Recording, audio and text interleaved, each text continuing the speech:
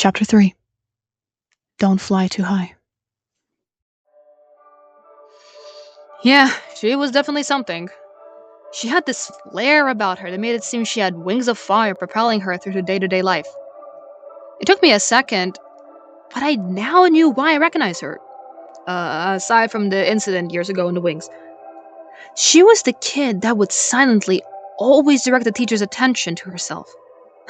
I'm all for wanting to perfect a skill, but she would do this constantly. The type to then look at everyone as though she was just crowned empress of a colonized city. Yeah, I'm coming. I avoided her hand, forcing her to awkwardly laugh and comb her hair. As I walked by her, I had these feelings about her. They weren't good feelings, or at least not feelings of security. Not with that sparkle in her eyes. Was she planning to invade my space again? Again, just to put me down? What if I wasn't ready for the next thing she would throw at me? What if...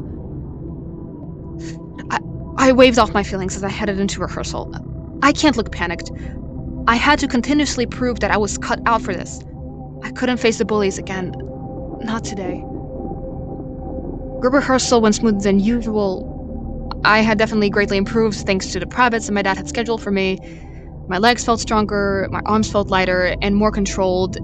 It was as if everything was finally falling into place in my life. Alan, what you're saying doesn't make sense. Marcus looked up to me from the scribbled papers. You're omitting details that are crucial. Marcus, baby, if I continue with every detail, nothing is going to line up into place, and I'll be wasting time. Marcus cut me off with a wave of his hand, frowning a bit in my direction. Alan, we've been through this. No time can be wasted if we are already past. And 2, you wanted to do this, not me. So if you're gonna do something, at least do it well. I slightly mocked my boyfriend with the way he talked. Marcus, I get it. Can you please just give me feedback on what you read so far? My tone was agitated, but calm. Emotions didn't really matter anymore. If we hated each other, we hate each other for eternity in this misty void. Marcus sighed, continuing to read the chopped up story I created. Before he could speak again, I rushed in with my own thoughts.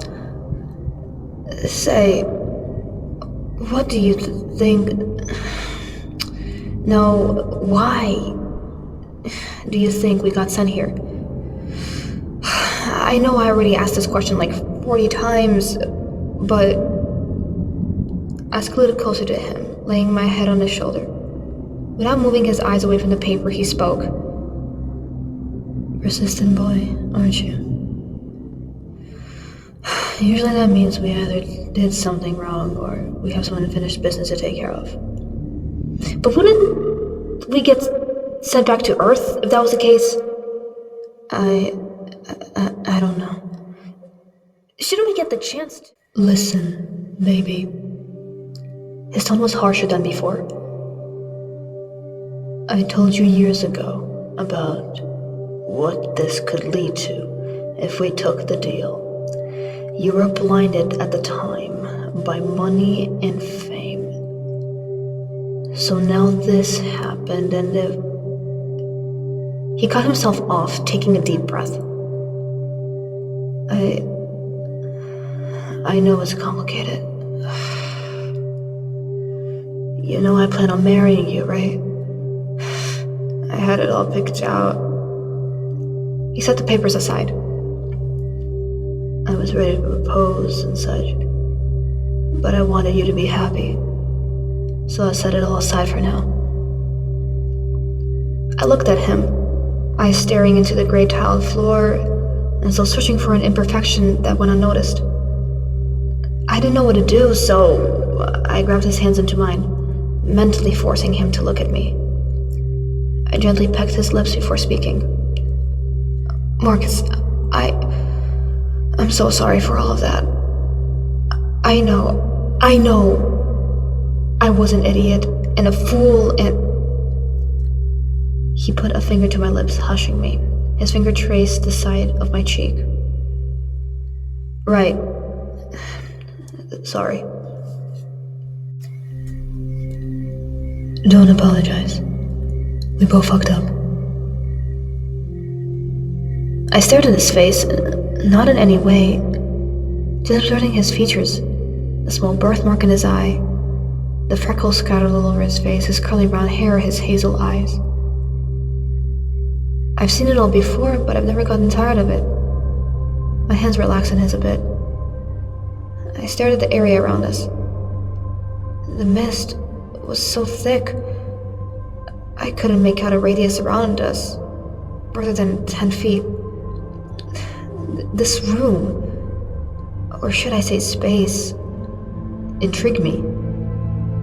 We had been here for only a month, however, none of us had gotten an answer as to why there was a journal, paper, and various writing utensils waiting for us. I drew on some of the pages at first before Marcus suggested there should be a better way to use this.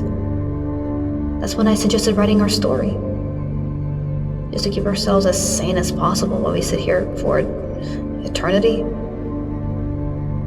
Marcus had shrugged, giving me a look, before giving in to my begging eyes.